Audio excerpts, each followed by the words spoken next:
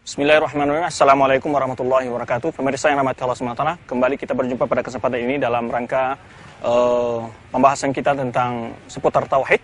Yang dalam beberapa pelajaran yang lalu kita telah membahas tentang makna tauhid dan juga keutamaan tauhid. Pada kesempatan ini kita akan membahas tentang fadail tauhid, keutamaan tauhid bagi seorang yang memiliki tauhid. Di antara keutamaan tauhid disebutkan dalam ayat yang begitu banyak, juga hadis-hadis Rasulullah SAW. Di antara seperti umpamanya bahwa tauhid adalah sebab mendapatkan maghfirah Allah Subhanahu wa taala. Bagi orang yang mati dalam keadaan tauhid, maka dia akan mendapat maghfirah Allah Subhanahu wa taala sekalipun dia memiliki dosa ketika dia meninggal. Hal ini kita ambil dari firman Allah Subhanahu wa taala surah An-Nisa, yaitu innallaha la yaghfiru aysyraka bihi wa yaghfiru ma duna dzalika liman yasha. Di sini Allah Subhanahu wa taala menyebutkan sungguhnya Allah Subhanahu wa taala tidak mengampuni orang yang berbuat syirik dan mengampuni dosa-dosa selain syirik. Di sini dapat kita pahami bahwa orang yang mati dalam keadaan bertauhid, walaupun dia membawa dosa, tapi dia adalah mendapat ampun dari Allah SWT berkat dia memahami tauhid dan melaksanakan tauhid di masa hidupnya. Jadi ayat yang mulia ini menjelaskan kepada kita bahwa orang mati dalam keadaan bertauhid, bahwa dia masih memiliki sebuah harapan, yaitu rahmat Allah SWT dan maghfirah dari Allah SWT. Tapi sebaliknya orang yang meninggal dalam keadaan tidak bertauhid, maka dia tidak akan mendapat ampunan dari Allah SWT. Ini keutamaan tauhid yang pertama. Keutamaan tauhid yang kedua disebutkan oleh Subhanahu wa taala dalam firman-Nya, alladzina amanu wa lam yalbisu iman bidzulmin ulaika lahumul amnu hum muhtadun. Yaitu bahwa tauhid adalah sebab mendapat yaitu rasa aman, rasa tentram dalam jiwa seseorang. Alladzina amanu, orang-orang beriman, wa lam yalbisu imanahum bidzulmin, dan mereka tidak mencampuri keimanan mereka dengan kezaliman. Kezaliman yang dimaksud dalam ayat ini adalah itu kesyirikan. Ketika ayat ini didengar oleh para sahabat, dibacakan oleh Rasulullah SAW, maka sahabat mengatakan, ayyuna lam yadhlim nafsahu ya Rasulullah, siapa di antara kita yang tidak menzalimi dirinya? Ketika itu Rasulullah SAW menjawab, innahu laysa ma ta'nuna. Yang dimaksud oleh ayat yang mulia ini bukan seperti mana yang kalian pahami. Alam tasma'u qawla abdas salih. Tidak kalian perhatikan bagaimana perkataan seorang hamba yang soleh, yaitu inna syirka la dzulmun 'adzim, bahwa kesyirikan itu adalah kezaliman yang sangat besar. Yang dimaksud di sini kezaliman dalam ini yang tidak mencampuri sedikit pun keimanan dan kezaliman adalah itu kesyirikan. Bukan berarti dia tidak memiliki dosa. Ya, dimaksud dengan tidak memiliki kezaliman di sini adalah bahwa dia tidak mencampuri rasa keimanannya sedikit pun dengan kesyirikan. Apa balasannya? Ulaika lahum amnu. Mereka merasa aman dan tentram dalam jiwanya ketika di dunia. Ya, karena seorang berbuat syirik, hati selalu galau, hati selalu kacau, selalu merasa was-was dan takut. Dan dia ditakuti oleh berbagai tuhan-tuhan sembahnya yang banyak. Ketika dia takut tidak beribadah seperti orang yang terbiasa beribadah kepada wali, kepada pohon, kepada batu, dan dia mengangsung takut ketika ada di lembah. Dia takut kepada bahan-bahan jin-jin, pada makhluk-makhluk yang ada di lembah. Ketika ada dia di gunung dan ada di laut, semua dia menakuti berbagai hal. Tapi orang yang hanya takut kepada Allah Subhanahu wa taala dan dia yakin bahwa Allah Subhanahu wa taala akan menjaganya. Ini rezeki di dunia. Al-amnu fil akhirah disebutkan oleh para mufassirin, juga para ulama kita menyebutkan, yaitu aman dari azab Allah Subhanahu wa taala pada hari akhirat. Ini keutamaan keutamaan tauhid. Dia merasa aman ketika ada di dunia, ya, dia aman dirinya dari sebenarnya sabda Rasulullah SAW, umirtu an uqatilan nas hatta syahadu an la ilallah.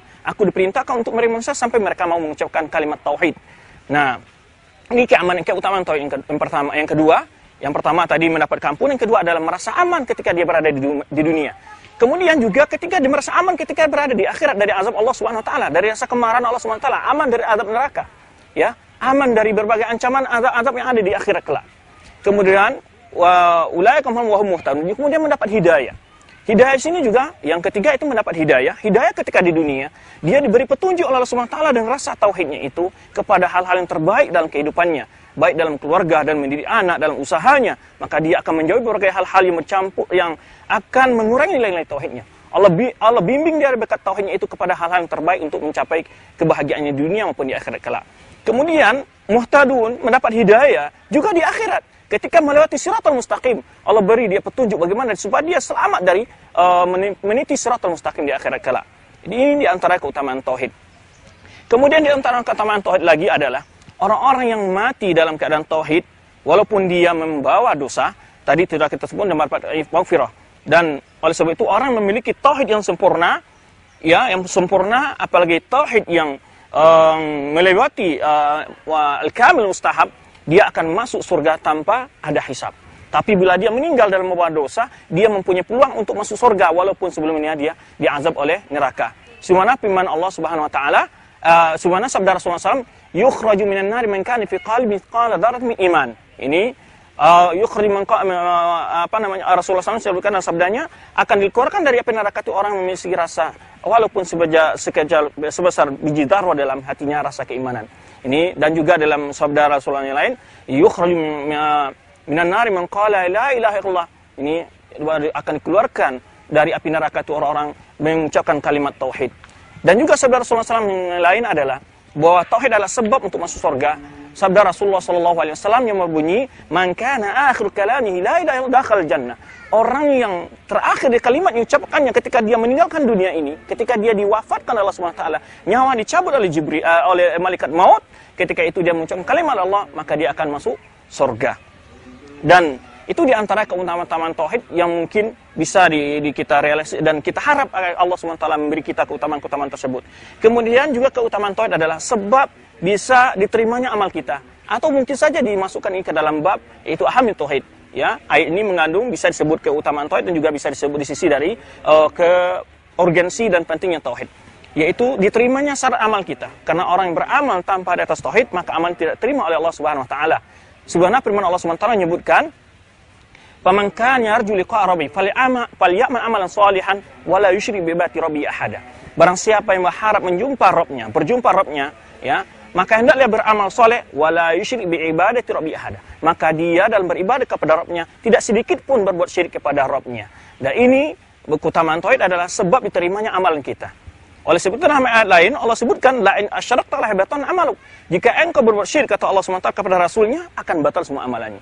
Jadi tauhid adalah sebagai inti untuk diterima syarat mutlak. Ini sebagai urgensi tauhid adalah syarat mutlak untuk diterimanya amal kita. Maka amalan yang tidak didasari oleh rasa tauhid, keyakinan tauhid kepada Allah SWT, maka amalan yang tidak diterima oleh Allah Subhanahu wa taala.